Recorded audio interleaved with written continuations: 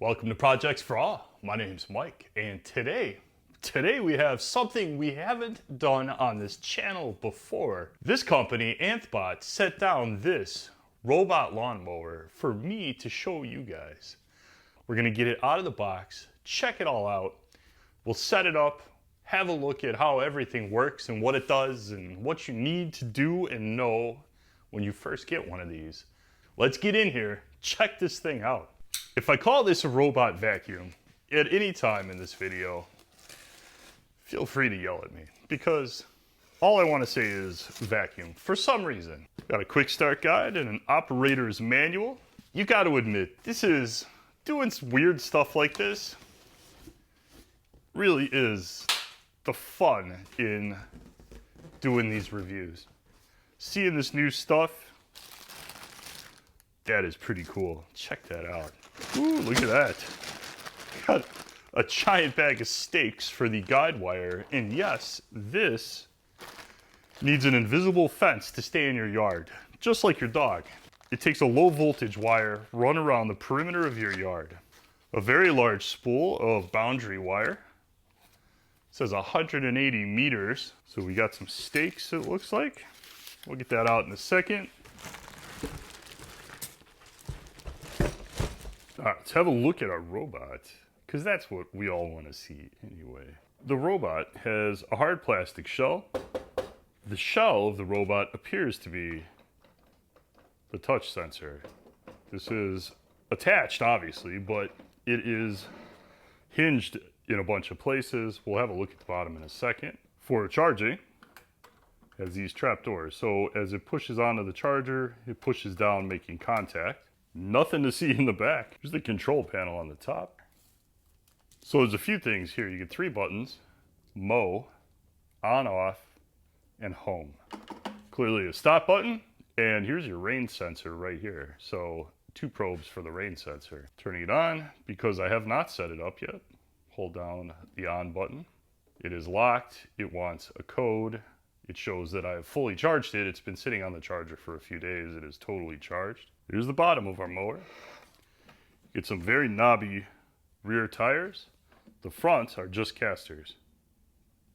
That's all they do. Good bearings in them. These are hard plastic, smooth hard plastic. So obviously all the driving, steering, everything is done with the back wheels, which makes total sense. There's 2 trap doors on this. You know, one here. I'm betting this is for an air tag, and I bet wrong. This has got a rubber seal on it. So there's 2 plugs in there. You got a USB-C, it would appear, and something possibly proprietary software updates, or I don't know. We'll find out. It appear I didn't have to take the screw out because this is flexible rubber. This was just to keep it captive. 4 screws get you in your battery compartment without a plug. So this is an 18650 pack, 2500 milliamp hour, 18 volts. Not a huge battery for a lawnmower, but we shall see. There's a rubber gasket. It is nice to know that the battery is replaceable. Easy to access and replaceable. We'll take this cover off. There's nothing to indicate what's in there. That might be where you put a security tag, because I don't see anywhere else to do it. The side opposite the battery is just an empty compartment, so you could probably hide an air tag or some other tracking device in there in case this thing grows legs. Last but not least, here's your cutter head. Am I the only one who's just totally amazed by the fact that 3 little razor blades, this is essentially a razor blade on this cutter head, is gonna cut my entire lawn. They do tell you to pre-cut your lawn before starting this. So rather than cutting deep grass, because you could run this as many times a week as you want. You could run it 3 times a week, and really all it's going to do, even if the grass is growing quick, you would obviously tailor your cutting schedule to your own lawn. But all this is really going to do is just take a little off the top every time. Very fascinating with the blades. Spinning cutter head. This is height adjustable through the app, and we'll have a look at that. Oh, and last but not least again, here is your handle. It goes pretty deep, about that deep. but it's smooth, so it's a little hard to, once it's hanging from your hand, to keep it on there.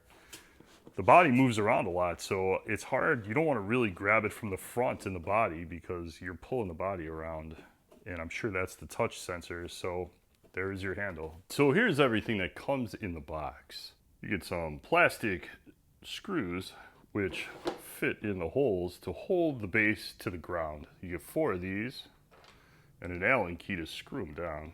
This I don't see mentioned in the user manual, but they just look like ground stakes. And there's a place on the base, I'll show you in a second, where it looks like those go. You get extra cutting blades, which is this little guy right here. Very small cutting blades. You also get extra screws with some Loctite on them. Some connectors for your wire. You get a whole giant bag of these little stakes holding down the wire. Flat on the top, giant bag of them. Here's your power cord, connector, and you get an extension for your power cord, which is very nice for your base. Water sealed O-ring, screwed together. Last but not least, 180 meters of boundary wire. This is fairly thin gauge, which is nice. This will not go all the way around my entire property. This is 180 meters. If we go all the way around the backyard and then all the way to the front and all the way around the front yard, excluding the parkway, I am more than 180 meters. So in the manual, maximum possible length for the boundary wire says 180 meters. This will not make it around my entire property. However, to extend boundary wire, and they tell you, now is this if you have a break and you need to repair a section or change a section? Maybe they mean that. This company, Anthbot, has been very vocal in me asking questions, and if I have any questions, and we'll have to find out, because otherwise this will be just for the backyard and it won't make it to the front. So our base station, anyone who has ever had a robot vacuum is going to find this pretty familiar. The difference is from that to this is the wire. So you have the screws that hold it down. You have 4 of them in the corners. You have 2 ground stakes and holes right here.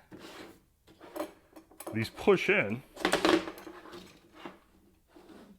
to ground the unit. You obviously have your connectors here, your probes to charge the lawnmower. It would appear it has a sensor here. The channel here is for the boundary wire. The boundary wire comes from here up into the head, and then on the back side, the boundary wire is going to come out from there. They're very specific that this side goes to the house or building, and this side goes to the lawn. So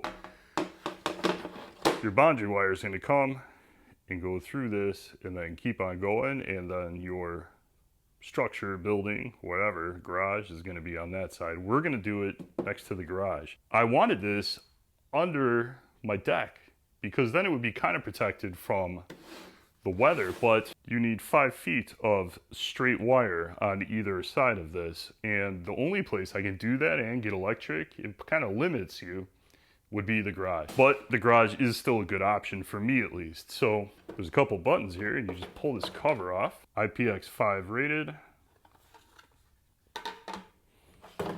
Here's what you got on the inside.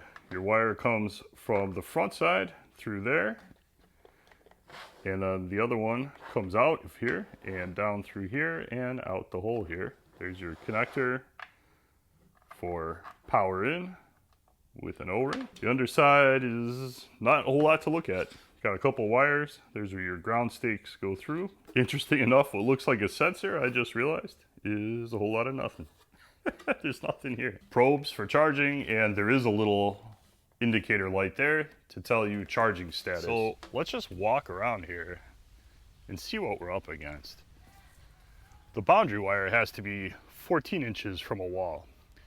And this next to the garage here is probably the best place to put the charging station, like right here, because you need 5 feet before and after straight run. And this is about the only place we can do that. Plus I can pop a hole right in the corner there and run the power wire. There's an outlet right in the back there. So that should work out okay. We're gonna go around these paving stones. We'll just keep it tight since they sit pretty flush with the lawn. This messy area behind the garage is basically going to be either a large shed right here, or we're gonna extend the garage out for more shop space. I'll be fighting with the city about that. We're just gonna run around this to the edge of my property line. We'll just hug the tree line here, stay a little bit off the tree line. I'm gonna have to edge this, or I'm gonna have to weed whack this anyway, so no big deal. It's going to have to contend with holes made by kids, holes made by animals, holes made by kids that act like animals. Fire pit, pavers sit pretty flush. I'm just gonna pretend that's not there. We'll see what it does. Got a nice dip right here. Eventually I'll probably have to fill this stuff in. This massive, messy hydrangeas is gonna come down in the fall, and we're gonna plant wildflowers and stuff, so we'll just hug what is not grass. It's mostly weeds back here. And after the 4th of July party, then I'll be doing something with that. I snapped a line on the property line between me and my neighbor's property. So I'm just gonna hug this line all the way so we get a straight line to begin with.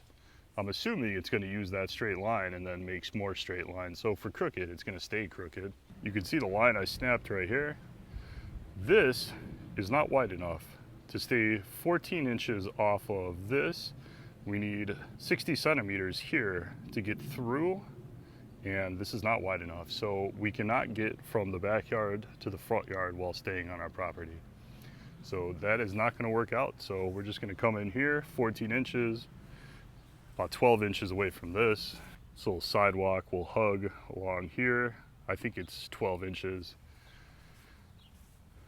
And then some idiot put decking right on the ground here. So I don't know if they ran out of pavers or were too cheap to pour new concrete, but we're gonna stay about 12 inches off of this along here. The driveway's got a weird little lip to it right here.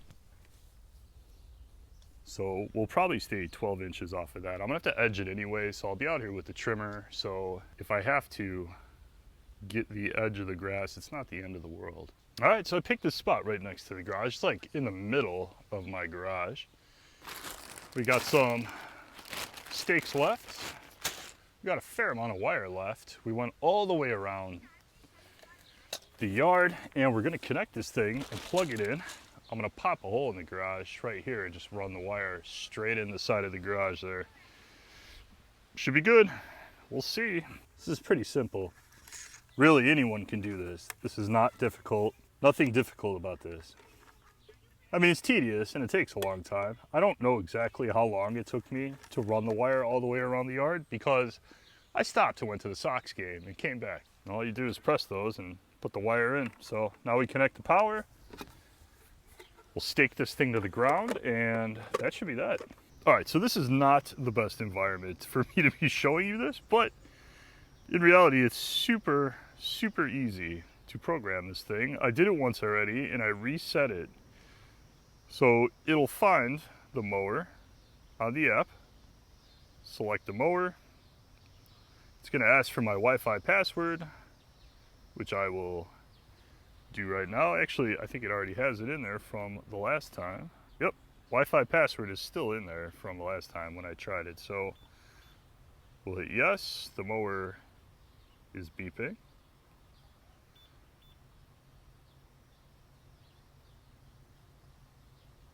And boom, that's it. That's how easy it is to get this thing to connect to your phone. And there we are. It shows the mower with no map on the screen. Start, home. This is cutting preference. I did not understand this the first time. Perpendicular is this way. The short, cutting the short way. Parallel, I believe, is going to be the long way, but we're going to try that. And then you have cross. The mower battery is 100%, fully charged, ready to go, Wi-Fi. And then you have all your options. Schedule, cutting height. Schedule is super simple.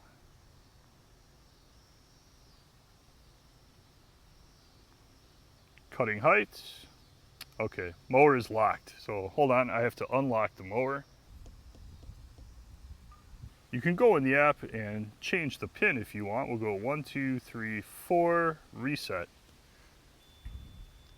And it's beeping because it's reset. 1, 2, 3, 4, same as my luggage. So then you got snow and rain options. There's a record, so you can see total times mowed, total size mowed. You can rename the device if you want to get creative. Restore factory settings, which is what I did to show you this because I already went through all this just so I'd see what I was doing. So there is a lot of options and it's pretty freaking simple. So right now we have just the mower with no map just sitting here. Let's hit start.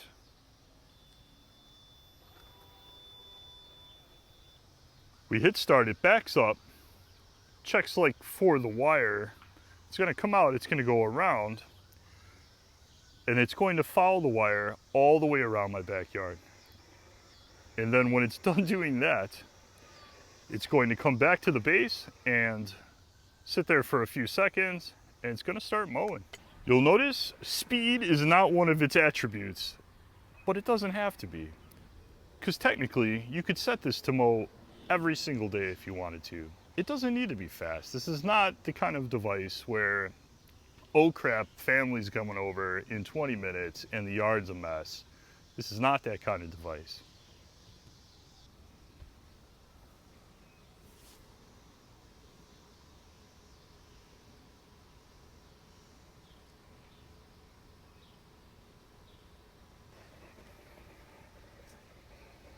You'll notice it's already starting to map the yard. And you can see the progress as it goes. It's pretty wild. It's gonna go there, then down there. You can see on the map it's making those turns.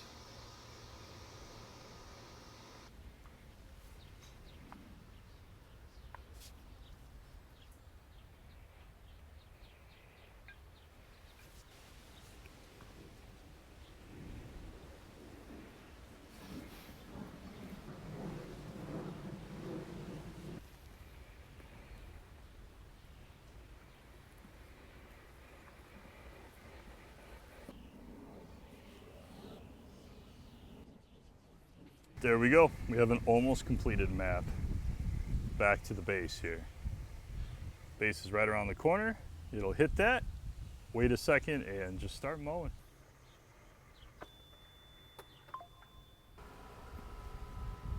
So it chose a strange place to start cutting. Here is the map of the entire yard. Can't zoom in on this to look at it closer. There's the side of the garage where the base station is, and here's the robot. It decided to do this weird shaped part first. It's gonna make another pass, so very strange. It's gonna have to go back and do this little wedge right here. I don't even know if you can hear it from over here, but it's almost silent. You can hear only pretty much little blades hitting grass, little tiny snapping noises from that. That's all you really hear. Oh, the cutter head hit a rock. Oh, I don't even want to touch that. It's in like a sea of cicadas. This is all cicadas right here. It's nasty. My kid put a rock there and I didn't even think about it. Low-lying stuff like that, you gotta move.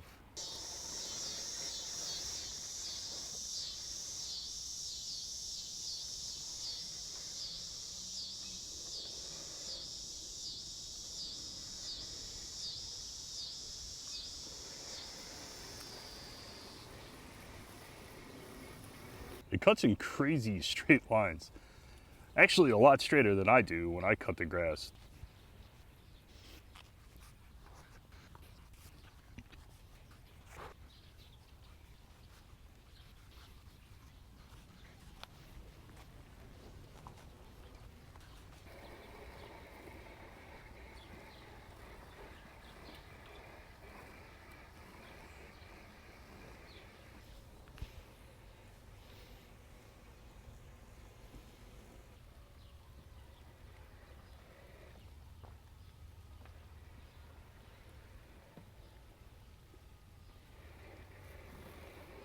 So we missed a few spots.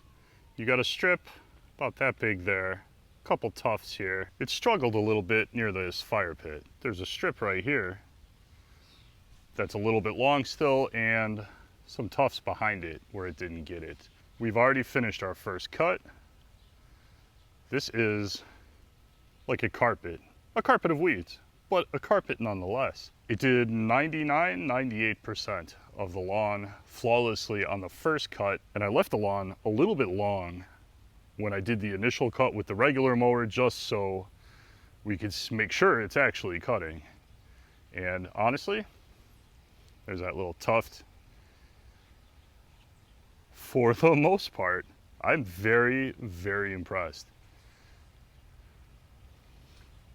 It takes about 3 to 4 charges on the charger to complete this entire lawn. So that is 3 full cycles where it goes back, charges, comes back out, works. It takes about an hour to charge or so, and about an hour to deplete the batteries. So you're looking at like 6 to 7 hours, and it completes the whole lawn.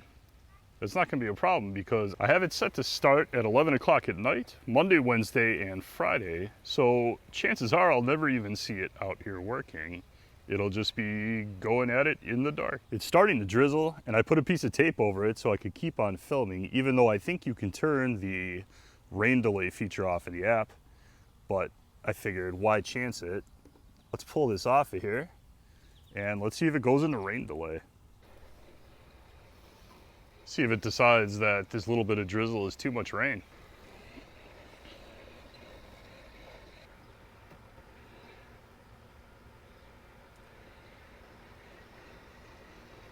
So we're now about 6 cycles in. We've cut the grass 1.5 times. And here's where we sit. There's finally, the weather's stopped us. There's too much rain. It's waterproof, so it's not a problem. And I'm not really worried about the quality of the cut, but I needed to get the video footage, so we did that. This is how much stuff is stuck to the bottom of it. Not a ton. The blades, while they were free moving before, now have grass stuck under them. Although, not terribly. It just comes right out. And it's free again. The blades have some definite wear on the edges. These are double-sided, even though they're beveled a certain way. They're beveled from one side. I don't see any reason why you couldn't flip this over and get 2 blades out of each one of these. So we'll probably do that. And we have the extra set of blades, so that's like having 4 blades. Otherwise, everything looks good under here. No problems, no damage, just some cut grass. When I flipped it over, a pine cone fell out of it. So where do we ultimately fall with this? I am very, very impressed. For what it is, essentially, as far as these go, budget, it is a $1,000 unit that is $600 on sale right now on Amazon. You can find it on there. Check out the link if you want to look at it a little closer. Both time constraints, video deadline, and the weather have not been kind to this review. So I know there's some details missing on this. I plan on doing a follow-up video in a month or 2 when I've really been using this thing and had a lot of time to spend with it, and I know a lot more about it. I am pretty impressed though. For what you get for the money, it almost works flawlessly. It missed maybe 3% of my yard cutting and left a couple spots. So on the second cut, it hadn't gotten to that when it started raining to that section yet, so who knows, the second cut probably would have cleaned that up since it did such a good job with the rest of the yard. One thing that totally amazed me about it is I never had to go and save it. The app will notify me when there's trouble or when it goes to the dock, when it does anything. So if it got stuck somewhere, I'm sure I would get a notification that go get it and find it, and that didn't happen a single time, despite the large holes and obstacles I left in the yard that probably should be filled in. I decided to leave them just for this review to see how it would react to that stuff, and no trouble.